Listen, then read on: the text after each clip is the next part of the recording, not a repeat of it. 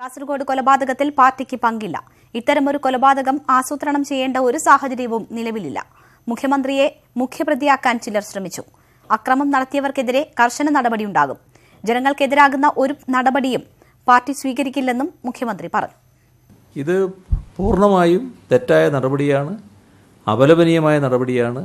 ആ കുറ്റവാളികൾക്കെതിരെ കർക്കശ നിലപാട് സ്വീകരിക്കുക എന്നുള്ളതാണ് ഗവൺമെൻറ് ചെയ്യാൻ കഴിയുന്നത്. അല്ല, അത് ആ ഗൗരവത്തിൽ തന്നെ പാർട്ടി അതിനെ കാണും.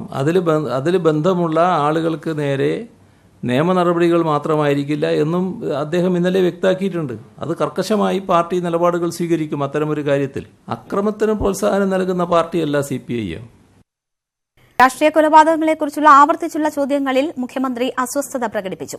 LDFന്റെ ജാഥ നടക്കുമ്പോൾ പാർട്ടി കൊല നടത്തില്ല എന്ന പാർട്ടി സെക്രട്ടറിയുടെയും മുഖ്യമന്ത്രിയുടെയും വാദത്തെക്കുറിച്ചുള്ള ചോദ്യമാണ് മുഖ്യമന്ത്രിയെ അസ്വസ്ഥനാക്കിയത്.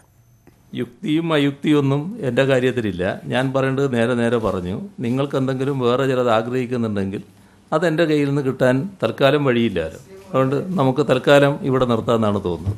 ശരി.